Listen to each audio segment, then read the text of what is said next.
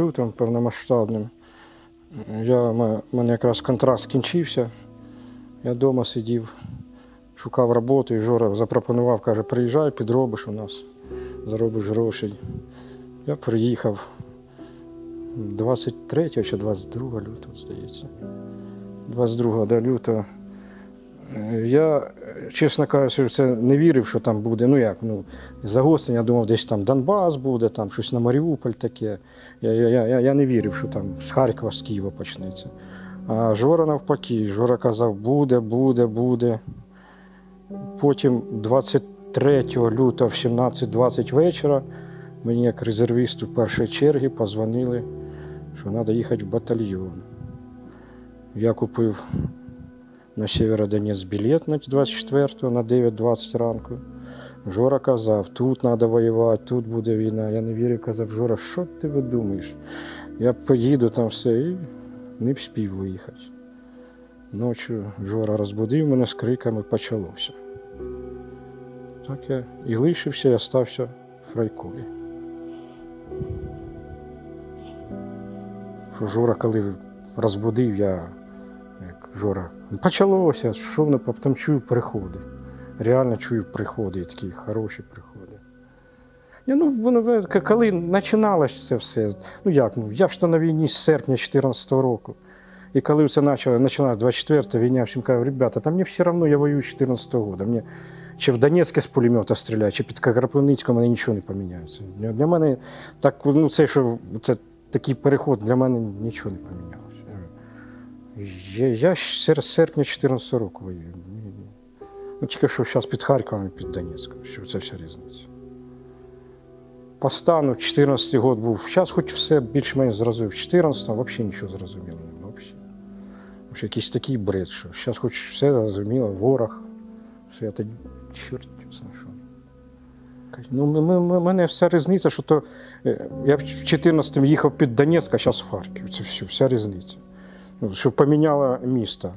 В 2014-му, звісно, сонцепеком по нам ніхто не стріляв і бомби з самолітів не скидували, це да. Тоді, вибач, тоді і армії не було, а слова взагалі не було. Тоді в мене в 2014 році перша зброя – це карабін Мосіна. Максим, карабін Мосіна. У нас батальйон з 14 по 16 рік, один кадровий військовий був комбат, все. А то трактористи, айтішники, та ладно, без досвіду абсолютно люди. Коли перший бой сидиш і не розумієш, відчуття стріляє зверху, ззаді, збоку, ти взагалі ні черта не розумієш. Людина, яка під час бою піднімається над брустером, вибирає ціль і стріляє, це в людини повинно бути, це самосохранення повинна відключати. Тобто психічно це трошки ненормальна людина. Такі люди строєм ходити не будуть.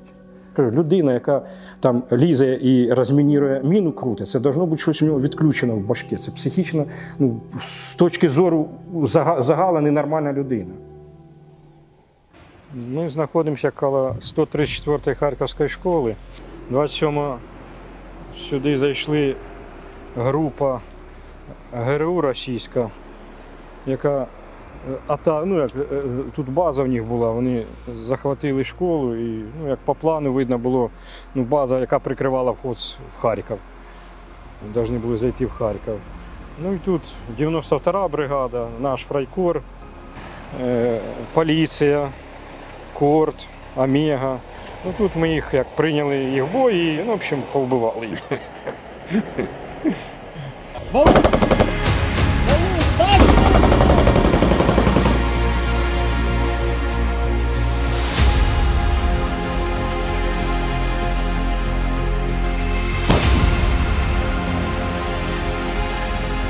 Фрайкор ціла! Для фрайкора війна почалася з 17-го року, а після цього загострення, це перший бой, який такий, дійсно бой, це перший бой фрайкора. Нас підняли по тривогі на машини, пройшла інформація, що зайшла колони зайшли в Харків. Ми вискочили на машини, розбились на екіпажі і на патрулювання. Там була взаємодія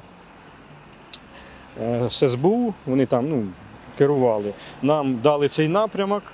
Кстати, це теж всі багато розказують там, всі по цьому бою і дуже забувають про мужиків, які перекрили перекресток. Вони зробили величезну роботу, тому що тут дорога, двіжуха.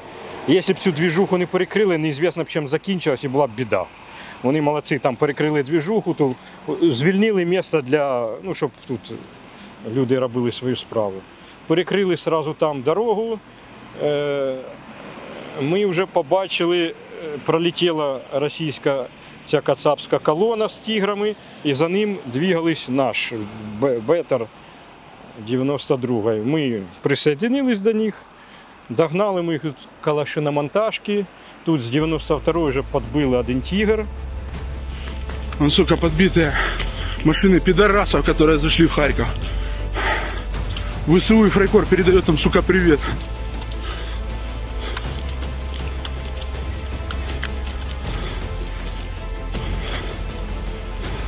Вот стоит подбитая коробка. Іншим постріляли колеса, вони кинули все і в пішому порядку. Тут школа не случайна, тут у них було все підготовлено. Вони їхали, скоріше всього, іменно на цю школу.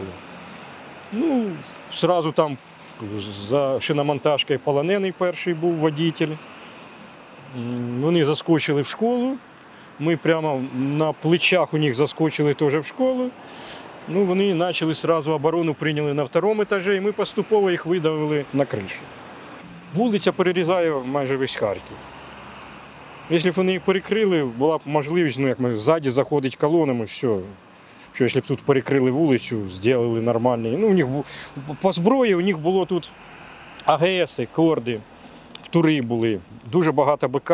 І потім, як взривалась БК в школі, в тиграх таку кількість нереально було завести. Просто нереально, тому що рвалося дуже довго і сильно. Що, я думаю, скоріше за все, була тут зарані завезена. Школа була відкрита знутрі, її ніхто не ламав. Ключ був вставлений в центральний вход знутрі. Під ступеньками були АТБшні пакети з їдою, стояли. Противник був з точки зору професійності на вищому рівні. Діяли суперпрофесійно, вони не зробили жодного лишнього руху, пострілу. Робили все те, що необхідно і не більше. Без емоцій, без криків. Їх тут питались витягнути на перемовини годин 5. Жодного нічого, ні разу не вийшли. Підходить група, гранатку кинули, спокійно сидять. Хтось з наших засвітився, по один постріл, тишина. І плюс, як кажу, двоє втекло дуже грамотно. Там стояв наш Бетер підбитий. І вони по ньому ще стрельнули шмільом і почала детонація ракет. І вони під цей шумок двоє туди в парк стартанули, втекли. Грамотно діяли, дуже грамотно, професійно.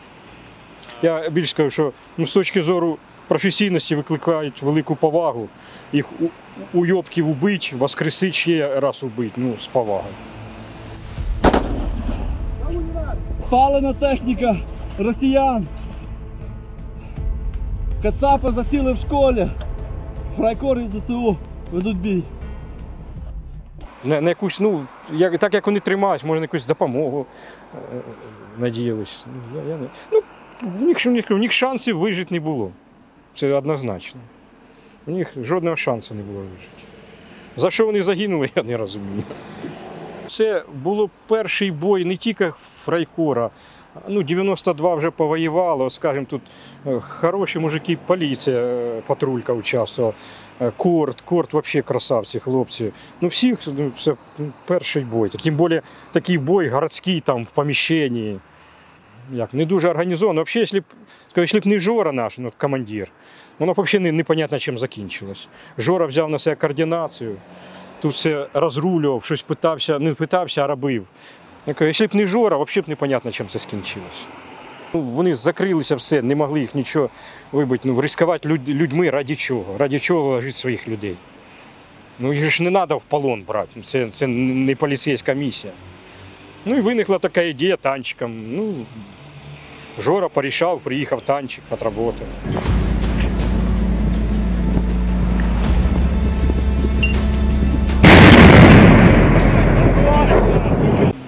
Ну, в принципі, я ж говорю, вони як, танчик перебив газ, і все загорілося тут. Так горят русские собаки. Ну, да, судячи по комплектації зброї, підготовки, у них був інженер-взривник хороший, у них дуже багато мін було дуже багато, птури були, 2 карда було, 2 АГС було. Ну, якщо б вони, ну, скажімо, в них зазор був там, ну, до години, вони б поставили мінний шлагбаум на дорогі, прикрили цей шлагбаум монками управляємо, рознесли б 2 АГС, поставили б карди і тоді, як в місті, ну, скажімо, 9-2 на окружній стояли, вони там були зайняті, в місті були, ну, фрайкор, поліція, вони б могли удержати цю позицію якийсь час, щоб підтягнулися ззаді колони. Ну, я так думаю, їм просто не вистачило часу. А ви приїхали, ну, як, уже все горіло, полум'я стояло, я не знаю, верх криша горіла, 1,5 метра полум'я горіло. Ми думали, ну, я стояв в оточенні, я з тої сторони стояв. То я думав, що БК стрілковий рветься, а потім, ну, стріляли з криш, відстрілювали. Відстрілювались, да, і вниз. Ну, тут лежали, да. Собаки, пришедшие на нашу землю. Суки нахуй. Угольки. Ой, це так довго було. Началось це все діло, я навіть, ну, це, скажімо, півдня було. Це вся катавасія півдня. Хоча, кажу, якщо б зробили так, як ми хотіли, це було б швидко. Да, і тут ми взяли перший наш трофей серйозний, 2 корда, з яким ми почали більш-менш нормально воювати. Він до сих пор у нас, в мене цей корд. Ми потім ним воювали хорошо на Роганьки, ну, кругом на Ольховці. Потім більше набрали трофей. Ну, це перший наш трофей був тут. 2 корда, автомат. БК набрали, РПГшок набрали. В общем, це перший бой, перші трофеї. В общем, удачно. Коли б зрозуміло було, що підставляти людей своїх ради чого. Ну, наші люди – це саме цінне, що у нас є. Ну, вирішили, що вже танчик відстріляв, вони живі. Школа вже була напіврозрушена. Вже, ну, ради чого ризикувати. Ну, вирішили підпалити, ми наробили на монтажці коктейлей. Ну, танчик перебив газову трубу і загорілася від газової труби. Школа загорілася від перебитої газової труби. Коли їх заганяли, їх ж віджимали, ми заходили сюди через цей вход, не основний, і ми їх відсюди віджимали, щоб туди піджати, ну, щоб з окон не стріляли. Ці окна всі обстрілювалися. В це окно Жора 2 шмеля попав прямо в окно. І якраз відстріляли, віджали і заскочили сюди в цей ход. І тут вже почали відсюди їжджати наверх.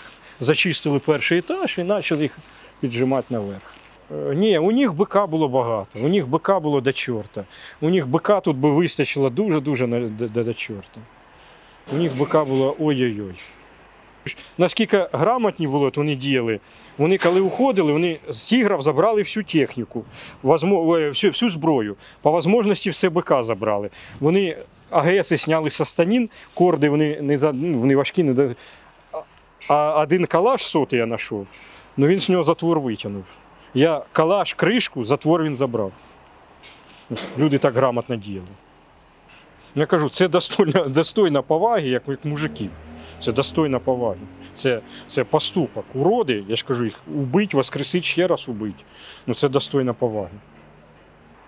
Ну, понятно, на захват, на такі, на точкові такі операції, вони ж саме підготовлених. Потім вже заходить піхота, все остальне. Они, видно, осматривают район.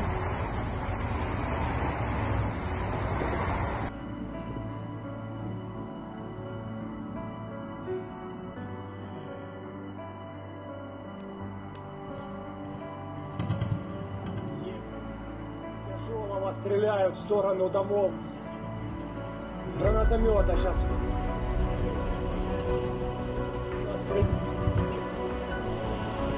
Снимаю с окна, братва. По Веснина прорвалось 3 единицы боевой техники.